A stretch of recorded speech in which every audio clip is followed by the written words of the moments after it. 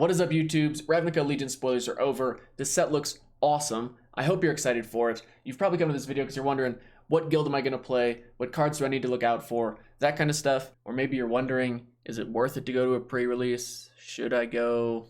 Maybe get an outside opinion about if it's worth attending. Yes, you should definitely go. Pre-releases are awesome. They are my absolute all-time favorite event to go to. They are phenomenal for new players especially. If you just want to go and have a fun time, play with some new cards, meet some cool people, pre-releases are where it's at. And in this video, I'm going to try and help you to make sure it's an awesome time, help you feel more confident at your pre-release, and hopefully win some games. And if you like the video, please do sub and hit the like button and subscribe. I love self-promotion. Let's get into it. Ravnica Allegiance is the second set on this second revisit to Ravnica. Now there's 10 total dual color guilds. Guilds of Ravnica showcased 5 of them. Ravnica Allegiance is now showcasing the other 5. In this set, we have Orzov, which is white and black, aureus, which is white and blue, Simek, which is blue and green, Gruul, which is red and green, and then last but not least is Rakdos, which is black and red. I'm going to go through each guild, what cards to look out for, the strategy and playstyle of each guild, but real quick, what should you expect from a pre-release? They're probably the most laid back and welcoming types of events, especially if you're a new player or returning to the game. Pre-releases are a great place to jump back in. People are there, they're just happy, they're getting to play with new cards, they're meeting fun people and just having a great time. So overall, if you're a little anxious or curious or just not sure if you want to jump right in, I'm again just going to say, go for it. Pre-releases are awesome. You get to play with new cards, you get a great value, bang for your buck as it were.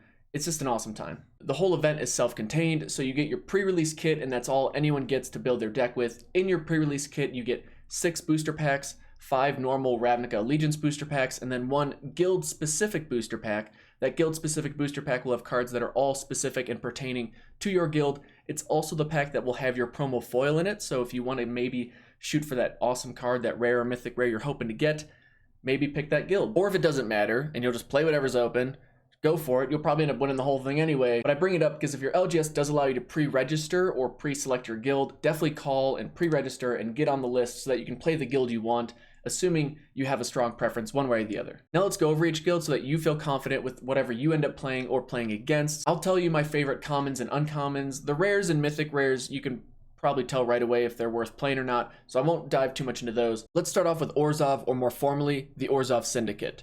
Black and white, life and death, the guild is founded on the belief that wealth is power. Most just see them as a corrupt organization, but critics are still attracted to and fall in that temptation of wealth, prestige, and longevity. Their new mechanic is Afterlife, and it'll be seen as Afterlife 1 or Afterlife 2 on the card, like we see here with Seraph of Scales. When this creature dies, create 2 1/1 black and white spirit tokens with flying. Cards to keep an eye out for in utilizing Afterlife would be Imperious Oligarch, Ministrant of Obligation, and Orzov Enforcer. All are great 2-drops for Orzov that are annoying for our opponent to deal with as 2/1s or 1/2s, and they all have Afterlife. Opponents will struggle to find good trades for these early on, and even when they do, if they find their answers, most likely we just end up with flying threats to keep the pressure on. Other creatures we want would be Pitiless Pontiff. For a white and a black, we get a 2/2 that says pay 1, sacrifice another creature, and Pitiless Pontiff gets Death Touch and Indestructible until end of turn.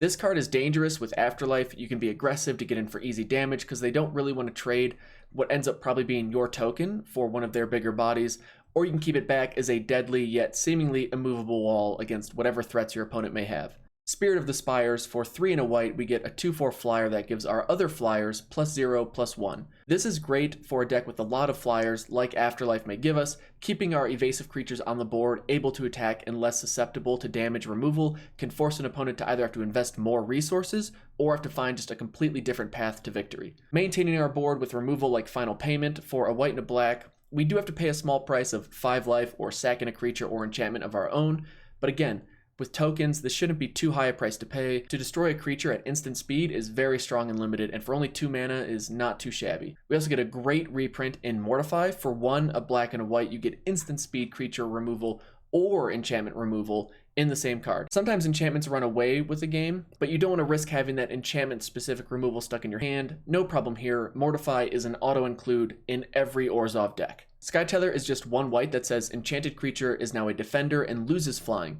I wouldn't say it's a quick auto include in every deck, but it is a strong card for any deck with flyers that's trying to win through evasion. It will ensure that we can't be attacked by a big creature on our opponent's side, and it clears the skies for our flyers to attack in. And lastly, I'll call out a fringe playable in Angelic Exaltation. For 3 and a white, we get an enchantment that says if a creature attacks alone, that creature gets +X, where X is equal to the number of creatures you control. Now you can hang back and just let one creature do the work while you keep blockers back for any Alpha Strike shenanigans from our opponent, or we can start to break through a stalled board by attacking in with a very large threat each turn. This will be one of the tools that makes sure that wide board is consistently able to offer threats that your opponent's going to struggle to deal with and could very well be one of your win conditions. On to Simek, or the Simek Combine. They are the stewards of nature, the wild, and all things conservation related on Ravnica, which is essentially an ever-growing and developing city. But they are a very adaptive guild, which is fitting because their new mechanic is adapt. For example, here is Growth Chamber Guardian, an elf crab warrior. Yes, an elf crab warrior. Adapt here reads, pay a mana cost like 2 and a green, and if our creature has no +1/+1 counters on it, add counters equal to the adapt number, so 2 +1/+1 counters. And there may be additional value for cards. With our Crab Warrior friend here, you get to go search for his twin brother and put that in your hand. Key cards we want with Adapt are creatures like Skatewing Spy and Trollbred Guardian. These are both huge bombs for us. Trample and Flying are both awesome and limited, and this will allow us to either fly over or run over our opponent's insufficient blockades. You may want to consider playing these later on in the game instead of just slamming them on the board, because your creatures get the effect as soon as these come into play. You don't have to adapt them or get the bonus or attack. So depending on the game state, you can find that the best time to cast it is when your opponent has less of a chance to react because your board's already fairly built up. Sharktocrab, besides being the most ridiculous creation on the entire plane of Ravnica, is a fairly nice play on curve. A 4/4 for 4 mana, then you can pump it up to a 5/5, and when you do, whenever a counter gets put on this creature, you get to tap down one of your opponent's creatures that won't untap the next turn. So we can either keep one of their big bombs at bay, or get ahead in the race. Other creatures to consider would be Galloping Lizrog.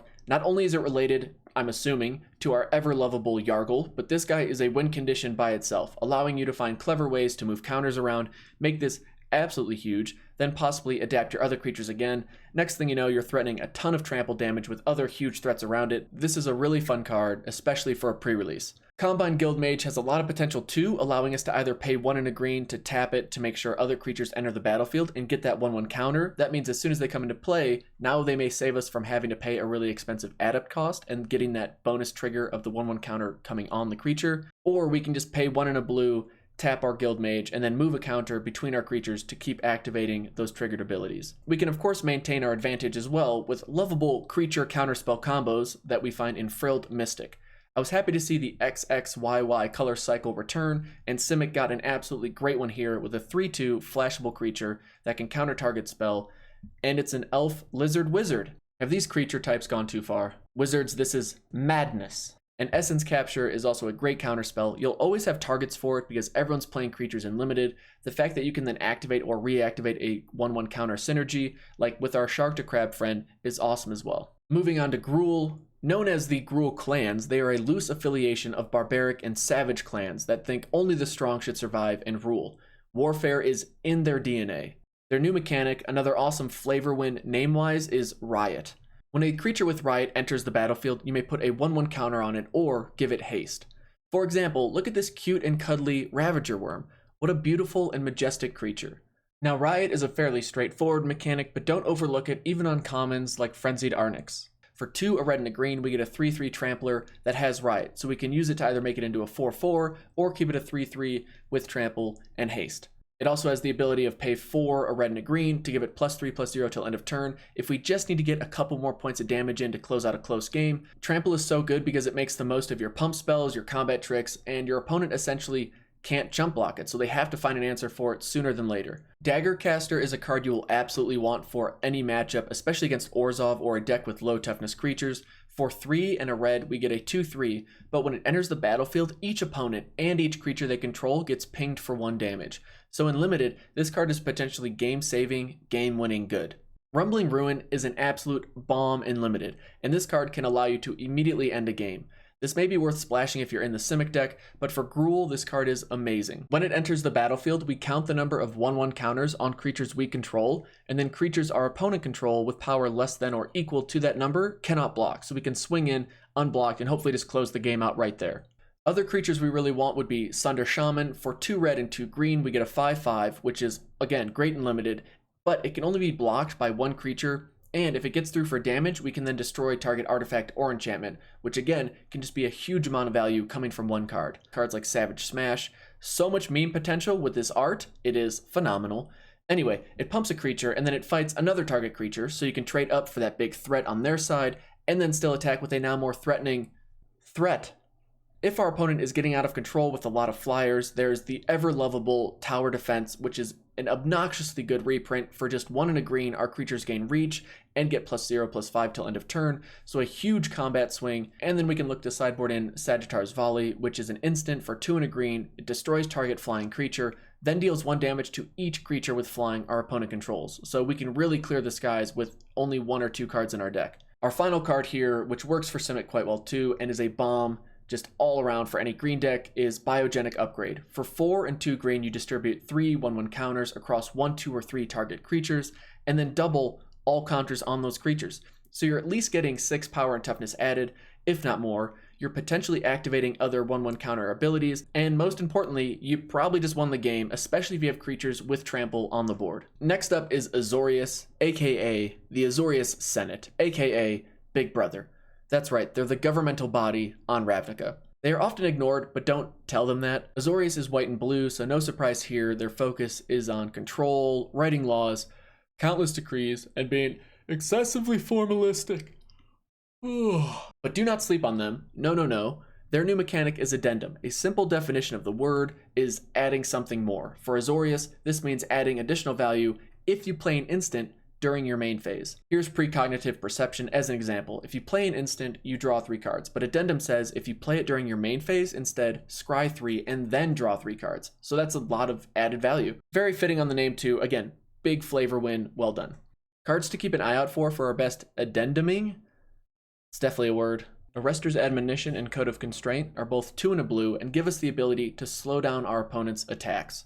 We can bounce their creature with the Arrester's Admonition, and if we wait until our main phase, we then get to draw a card as well. Code of Constraint reduces the target's power by 4, and we get to draw a card either way. If you played at instant speed, you're probably just looking for that advantageous blocking situation to get a big threat off the board, or if you can wait and play it and get the addendum value, now you're just tapping down that big threat that you may not have an answer for now, but allows you to have a turn or 2 to work around it. Summary of Judgment: for 1 and a white, it deals 3 damage to target tapped creature. Addendum bumps it up to 5 damage, so it's great removal early that can scale into the mid and late game. Now, generally speaking, Addendum will definitely test your ability to use mana effectively, especially in the early game, so do keep that in mind when weighing the pros and cons of playing these cards at instant speed or waiting to get the Addendum bonus value on your turn. Creatures we really want are Senate Guildmage. It's a blue and a white for a 2/2. It's one of the best guild mages across the entire cycle. For a blue, you tap it, you draw a card, and then discard a card, which is just amazing value and limited. You tap it and pay a white, you gain 2 life. Both abilities only cost 1 mana. It will have an impact across all stages of the game. This is just a great card for any Azorius deck. Sphinx of New Prov will be very strong as well. 2 blue and 2 white gets us a flying, vigilant, 4/3 clock setting threat. Spells that target it also cost 2 colorless more, so it'll require a full turn's mana to remove, or maybe they're forced to wait even till turn 5 or 6 to get enough mana, so it's going to be tough to remove while you're hitting them in the air. Then there's Azorius Skyguard. For 4, a blue and a white, we get a 3/3 flyer with first strike that gives all creatures our opponents control -1/-0. This card can shut down an opponent's entire attack plan. It laughs at Orzov, it mocks Gruul, and it turns an even creature matchup into a winning matchup. This card is going to provide a lot of value. It may be somewhat matchup dependent, but this is a great card because it's impacting every creature your opponent plays and every decision your opponent makes. And of course, one of my favorite and probably going to be least favorite creatures is Azorius Knight Arbiter. It's just a really good card that I don't quite understand. For 3, a white and a blue, you get a 2/5 with Vigilance, which isn't great, but it can't be blocked. So it's just really nice to get 2 free damage in and then have a really solid blocker just waiting for your opponent to try and answer back. I guess he's showing that as long as you act like you belong and you show off your fancy transparent papers while riding a horse, no one asks any questions. To wrap up Azorius, we also have the best common in the set, which is Law Mage's Binding. For 1, a white and a blue, it just casually shuts down any creature you target from doing anything. It has flash. It's kind of ridiculous. No attacking, no blocking, no activating abilities. Thanks for trying. And then last, but certainly not least, is Rakdos. The Rakdos cult, to be more specific. It's made up of hedonists, criminals, and psychopaths. I mean, look at our friend here. Clearly a stable individual. Rakdos' new mechanic is Spectacle. If an opponent lost life this turn, you could play the card for its Spectacle cost instead. This means if you attack and hit them, if you cast a spell that deals damage, or if on their turn they play something like a shock land, they have to pay life for something, all of those will activate Spectacle. The name is so fitting for Rakdos too because they don't hide their insanity. Honestly, the theme of this set, the mechanic names, flavor-wise, Wizards crushed it. Cards to keep an eye out for, the quintessential Spectacle card is Skewer the Critics. For 2 and a red, it deals 3 damage to any target, but its Spectacle cost is just 1 red. This card being a common means hopefully you can get multiple copies. 3 damage to any target is huge, and the fact that you may be able to play it for 1 mana, even if it's at sorcery speed, is really good. You probably just want about every copy of this you can get into every red deck you play. Then on to creatures, we have Cult Guildmage, which is great for us because it's an inexpensive and consistent way to get Spectacle online for us. Any turn we may need it for just 1 red and tap it. It deals 1 damage to target opponent. Or we can have our opponent discard cards for 3 and a black, which can really help get rid of that big scary threat they've been holding on to. Overall, a lot of good value here. Rakdos also has some of the best art in the set, and this is no exception. I mean, look at this. Jace is just dancing there. He's a puppet. Another big value creature is Rakdos Firewheeler. For 2 black and 2 red, we get a 4/3 that when it enters the battlefield, we get to shock an opponent for 2 damage and then shock a creature or planeswalker for 2 damage. That's just a lot of value, especially at a pre-release in a limited environment. Rakdos appears to have no shortage of removal either. Scorch Mark will be very important in those Orzov matchups. It does 2 damage for 1 and a red, and then it exiles the threat if it were to die this turn, and this stops Afterlife or any graveyard shenanigans. This is just a really solid removal spell. Speaking of tokens, there's Gates Ablaze, which deals X damage to each creature, where X is the number of gates we control. For 2 and a red, this is a great option, and like all great shows and tricks, is all about timing. If you can time it right, you can remove all of your opponent's small pesky creatures on the board, and leave your bigger threats there to put on a show as the ashes rain down around them.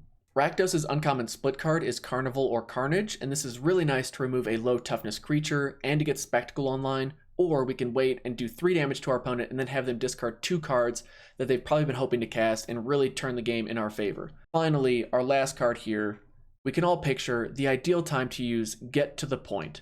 For 3, a red and a black, we have instant speed removal of any creature, and we get to scry 1.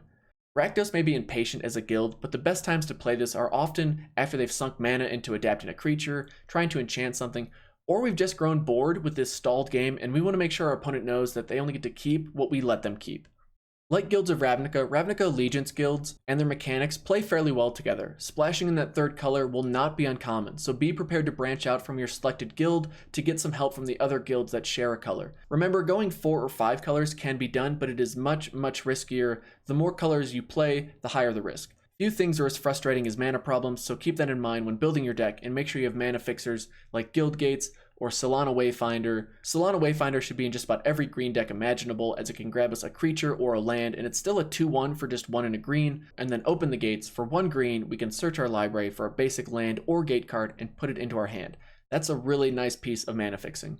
But remember, when looking to splash that 3rd color, you're doing it because you're trying to fill a gap in your deck, or you're trying to really up the power level and make that risk worth it. The 3 tips that I give everyone at a pre-release are: 1, make sure that you know what your win conditions are. Knowing your win conditions helps you really make sure that when you're evaluating the cards in your card pool, that you're picking the ones that help contribute to that game plan the best.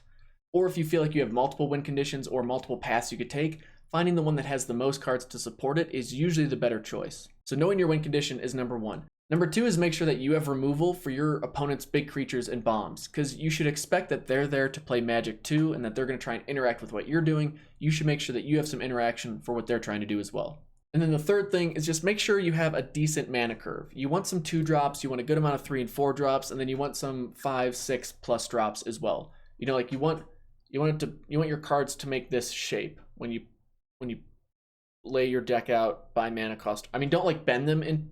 I'm going to move on. Nailed it.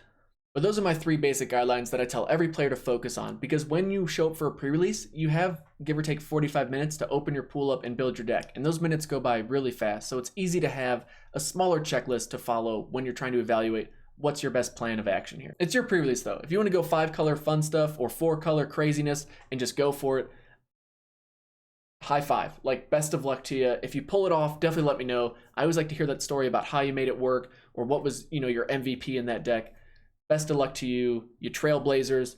It's no easy feat to pull that off, especially to pre-release. Some quick tips depending on the guild that you play at the pre-release or guilds that you play against at the pre-release. For example, Orzov, do not go into a combat and just try and trade creatures one for one, because if they have afterlife and they're getting those tokens, you may even be doing them a huge favor by letting that creature that's a 1 or 2 power creature die and then give them 1 or 2 tokens that are now in the air, evasive, probably a lot harder to deal with. So really try and avoid trading creatures with that Orzov deck unless you have a plan for those flying threats. Gruul traditionally doesn't have any shortage of damage or being able to put pressure on their opponent, so if you're trying to win the race against a Gruul deck, you're really going to be in a tough spot unless you have a good amount of interaction. Riot really helps them win the race. They're really not going to slow down, so do try and make sure that you use those interaction pieces at the perfect time or try and get the most value out of them, because that's how you're going to be able to set them back, stabilize against them, and then be able to pull off the win. Simek's probably the easiest to see coming because with Adapt showing you on the card what they're probably building to do with that extra mana at some point,